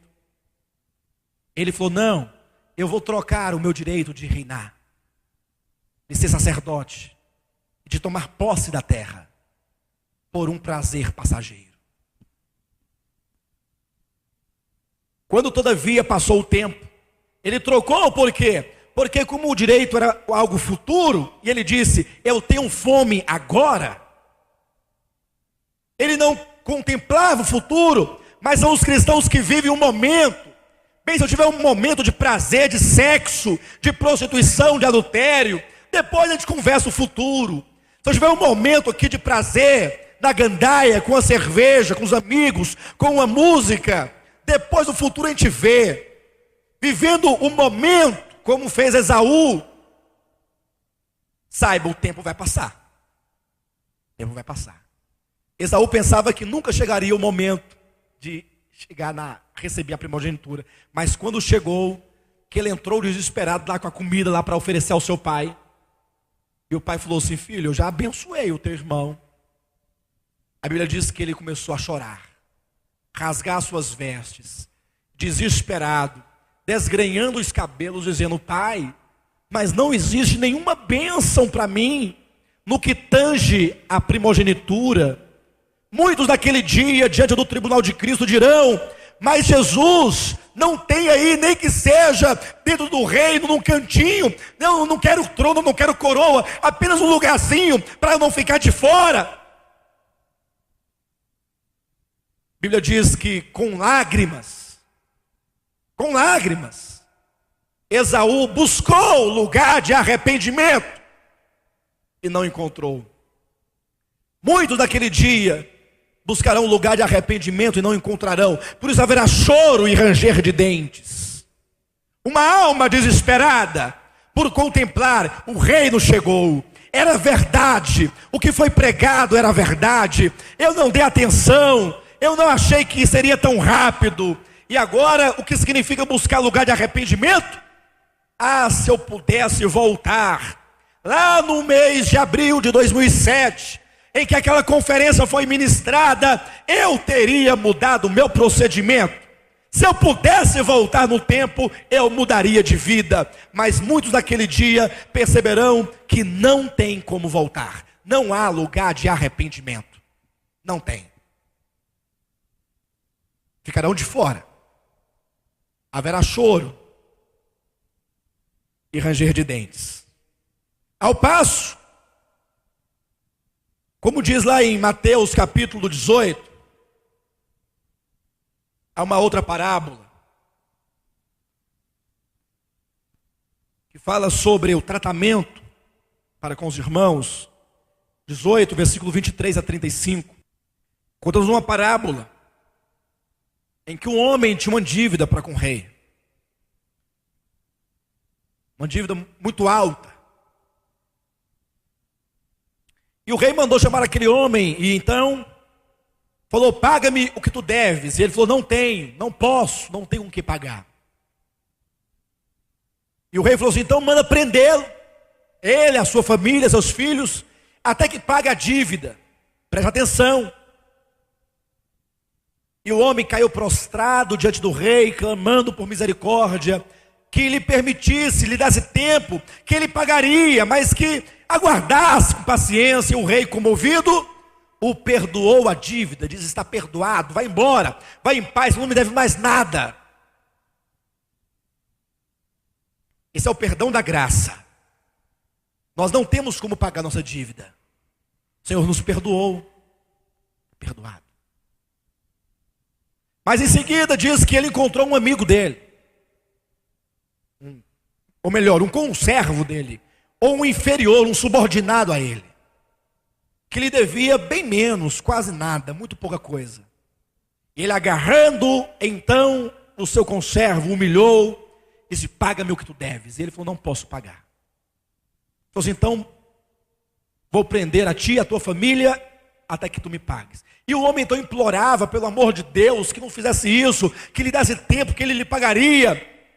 Mas ele continuou endurecido, enrijecido, e não perdoou e mandou prender o homem. Os colegas viram a primeira cena e a segunda cena. Mas que homem sensível. Quando ele suplicou ao rei, o rei perdoou. Agora o seu conservo lhe suplica, ele não perdoa. Ele dá um tratamento diferenciado para o seu conservo. Aí foram falar com o rei: rei, aquele homem a quem tu perdoaste aquela grande dívida, pois é, se tu tivesse visto o que ele fez com o fulano, e contou a história. O rei mandou chamar o homem e disse assim: como pode? Vamos ler capítulo 18, versículo 32. Então o seu senhor, chamando-o, lhe disse: servo malvado, perdoei-te aquela dívida toda porque me suplicaste. Não devias tu igualmente compadecer-te do teu conservo, como também eu me compadeci de ti? E indignando-se o seu senhor, o entregou aos verdugos até que lhe pagasse toda a dívida. 35. Assim também meu Pai Celeste vos fará, se do íntimo não perdoardes cada um a seu irmão. A Bíblia fala de uma disciplina. Não pense que você é salvo pela fé, pela graça, e que nós aqui asseguramos que você não perderá a sua salvação, porque isso é um ato divino. Não pense que por esta razão você simplesmente pode agir e viver como queira. Não. Há disciplina para os filhos de Deus. No livro de Hebreus, no capítulo 12, a partir do versículo 6 em diante, nos diz que Deus nos trata como filhos. E porque Ele trata como filho, então Ele disciplina a todo filho que ama. Eu quero convidar os irmãos a abrirem a Bíblia em 2 Coríntios capítulo 5, versículo 10. Importa que todos nós compareçamos perante o tribunal de Cristo. Você vai comparecer diante do tribunal de Cristo. Mas não é um tribunal que decidirá a vida eterna ou a morte eterna, visto que aqueles que creram em Cristo não entram em juízo, porque passou da morte para a vida. Não é assim? Ou não é? Aqueles que creem em Cristo são julgados para a vida ou para a morte? Não. É no Evangelho de João, capítulo 3. Passaram da morte para a vida, não entram em juízo. Mas aí, tratando-se do reino, diz que todos serão julgados.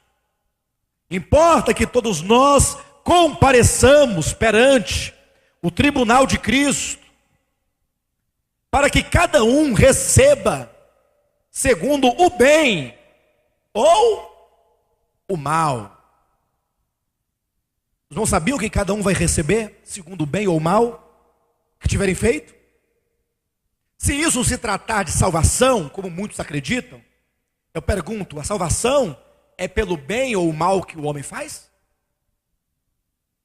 Quem ousa dizer que a salvação é o produto do bem que o homem faz? Quem ousa dizer isso? Os únicos que asseveraram isso, para fazê-lo, tiveram que tomar a Bíblia de todo mundo e queimar, para depois falar isso. Foi o catolicismo romano. Importa que cada um receba segundo o bem ou o mal. Entenda, você vai receber o bem ou o mal, na proporção do que você fez. Que tiver feito por meio do corpo. Quando diz por meio do corpo, significa enquanto você viveu sobre essa terra, enquanto você esteve no corpo físico. Capítulo 5 de 2 Coríntios fala do tempo em que estamos neste tabernáculo terrestre, neste corpo. Esse aí é o desfecho do que Paulo está falando aí, que enquanto no corpo estamos ausentes do Senhor, mas almejamos não ser despido, mas revestido de um corpo celestial, está aí. Importa que todos nós compareçamos perante o tribunal de Cristo, para que cada um receba segundo o bem ou mal que tiver feito por meio do corpo. Então esse receber o bem ou o mal diz respeito à era do reino milenar.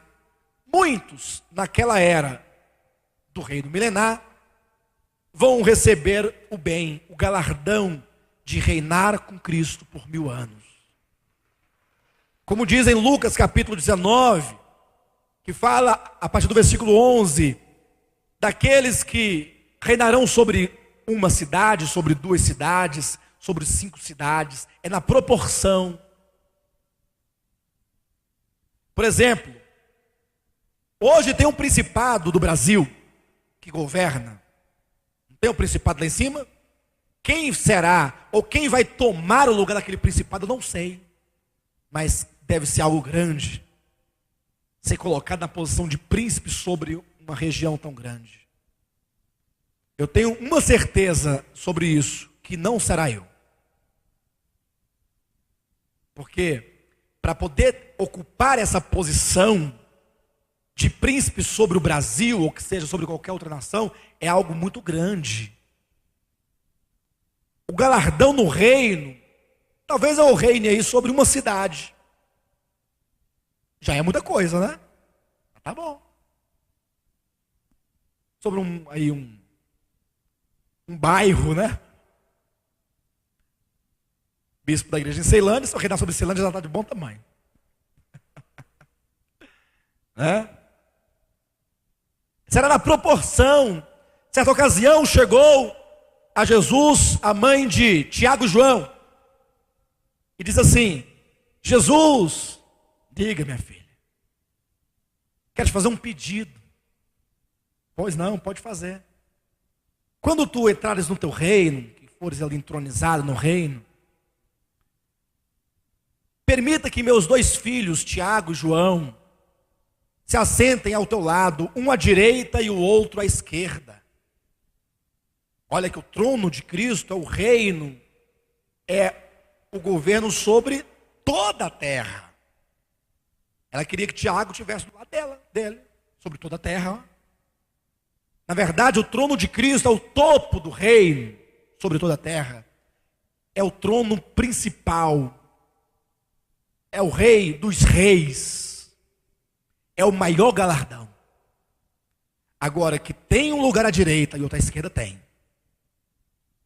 Porque Jesus respondeu assim: porventura podem teus filhos beber o cálice que eu vou beber? O cálice será a morte da cruz. Ou seja, não pense que conquistar uma posição no reino é uma questão de graça. Não, é uma questão de cálice. Quem quer uma posição no reino? Tem que tomar um cálice. Lógico, o cálice de Cristo foi o dele. É inigualável. Por isso o trono é dele, o trono geral é dele. Assentar à direita e à esquerda é tomar um cálice, tanto quanto dele, tão próximo quanto dele. Quem sabe o apóstolo Paulo não esteja à sua direita? Eu tenho uma expectativa muito grande de vê-lo lá. Se eu ver Paulo ao lado de Jesus, eu vou ficar muito feliz. Eu vou achar que é isso mesmo. Eu e Paulo somos assim, ó. Eu e o apóstolo Paulo, nós dois. Eu gosto do apóstolo Paulo. Gosto de verdade. Tenho muita amizade com ele. Né? O outro eu não sei quem pode ser à esquerda. Mas também não estou dizendo que é Paulo não, tá? Estou dizendo assim, eu ficaria muito feliz em vê-lo. Acho que ele é digno. No meu julgamento carnal, caído, distante dos olhos de fogo do Senhor, que a tudo sonda e perscruta. Mas estarão dois, uma à direita e outra à esquerda. E dali vai seguindo, ó, vai se abrindo a pirâmide. Você vai reinar sobre quantas cidades? Tem um cálice a beber. É na proporção, do mesmo modo que tem essa distinção de galardão, de abrangência pelo cálice, existem também níveis de disciplina. Pastor, eu não concordo com esse negócio de ficar fora do reino, em trevas exteriores, não concordo.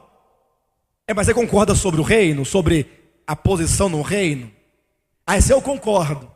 Irmão, se tem galardão, obrigatoriamente tem disciplina.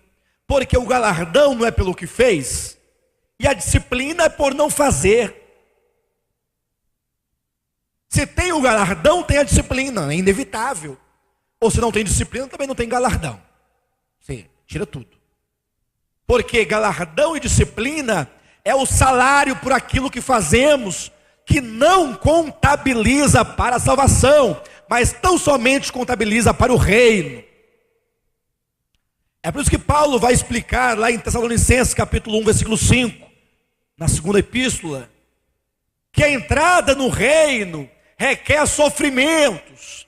Atos capítulo 14, versículo 23, diz que o apóstolo Paulo, depois de constituir algumas igrejas, orientava os irmãos, dizendo que por meio de muitos sofrimentos, nos importa entrar no reino de Deus. Abram rapidamente aí em 1 Pedro, capítulo 1. Deixa eu mostrar algo para os irmãos. Antes de nós adentrarmos aqui para as questões finais. É 2 Pedro, tá, amados? Capítulo 1. O tempo é escasso. Não temos como entrar nos detalhes nesse sentido. Versículo 3, veja o que diz aí, olha. Visto como pelo seu divino poder, nos têm sido doadas todas as coisas que conduzem à vida e à piedade. Deus já te deu todas as coisas que conduzem à vida e à piedade. Piedade é um viver de acordo com a vida de Deus em nós. Pelo conhecimento completo daquele que nos chamou para a sua própria glória e virtude, é o reino. Pelas quais nos têm sido doadas as suas preciosas e muito grandes promessas, para que por elas vos torneis coparticipantes da natureza divina, livrando-vos da corrupção das paixões que há no mundo. Por isso mesmo,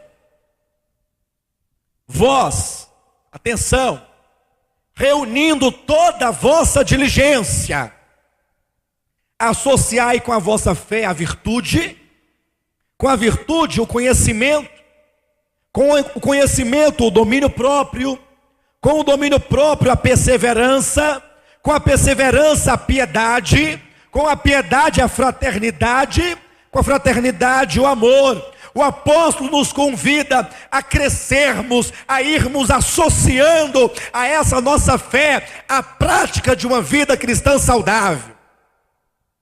É preciso associar, associa ao teu viver, vai associando aí o conhecimento, o domínio próprio, a perseverança, a piedade, a fraternidade, o amor.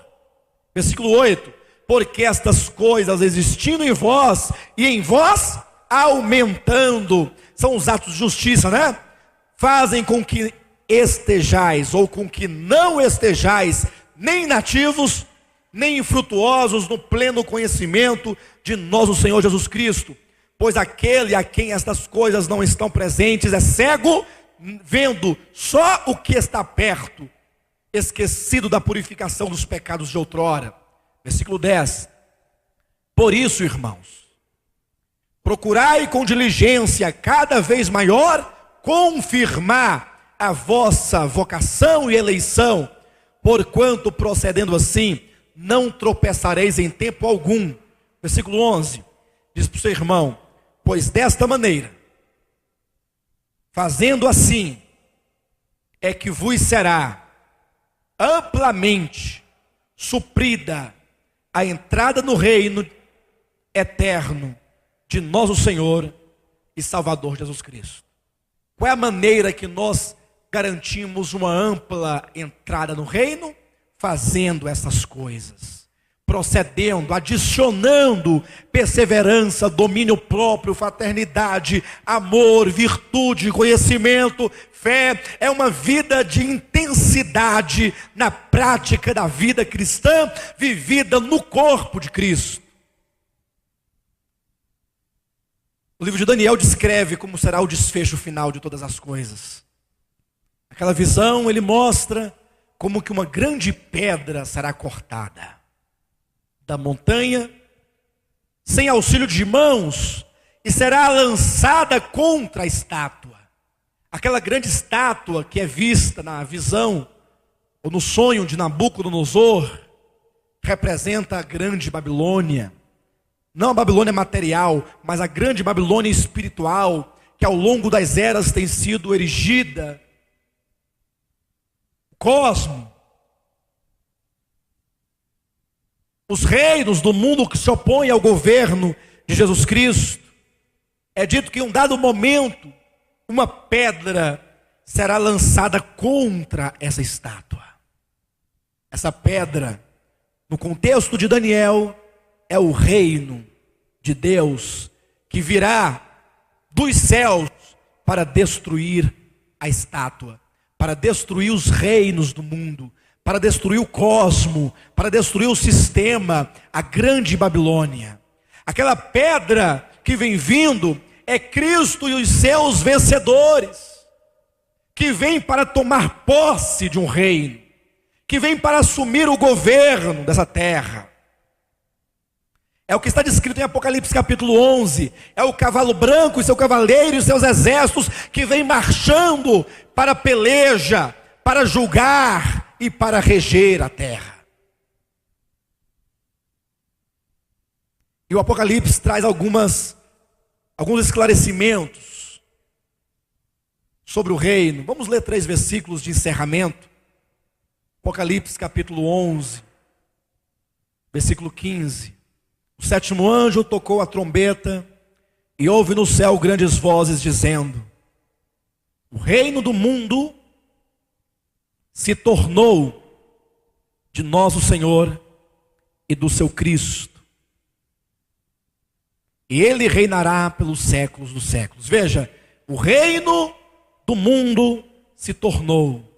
Quando a grande pedra for lançada, o reino se tornará do Pai e do seu Cristo. 1 Coríntios, capítulo 15, 27 e 28. Porque todas as coisas sujeitou debaixo dos pés. E quando ele diz todas as coisas lhe estão sujeitas, certamente exclui aquele que tudo lhe subordinou. Quando, porém, todas as coisas lhe estiverem sujeitas, então o próprio Filho também se sujeitará àquele que todas as coisas lhe sujeitou, para que Deus seja tudo em todos. Versículo 24. E então virá o fim, quando ele entregar o reino ao Deus e Pai, quando houver destruído todo o principado, bem como